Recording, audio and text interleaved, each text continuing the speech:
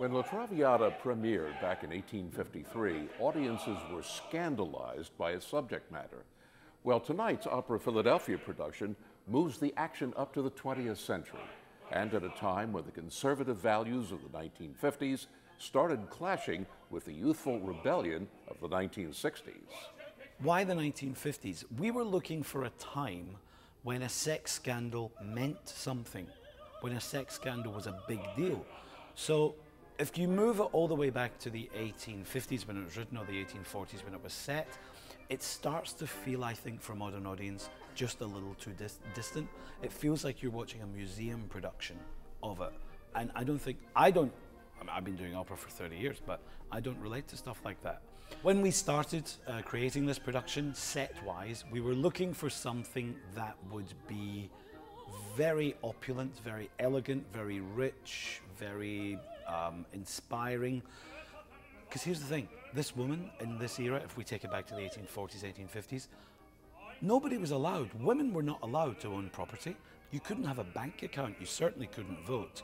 In fact, you were property. You were the property of your husband. So why the 1950s and why this luscious decor? These women were smart. They were very smart. What they did was they invested, and they invested in luxury. In other words, paintings, chandeliers, magnificent tapestries, tables, chairs, antiques, all that, in order that when they couldn't do their business anymore, they could sell them and survive. It was like a pension fund. So that's why in the design we went for something extremely luxurious, because it reflects what the reality for these women really was. The 1950s was an era of great conservatism, an era when you could not openly talk about such things. These days, does anybody really care what Miley Cyrus does? Is that of any interest to anybody? No. When you said something in the 1950s, costume-wise, you end up with a great sort of field of possibilities. And what we have in this is, of course, it was very much Dior's new look, where it was a very feminine figure.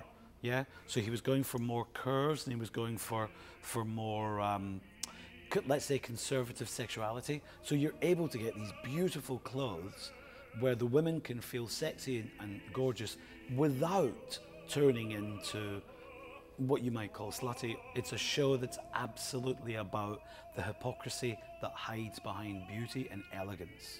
What's really behind the doors of this room.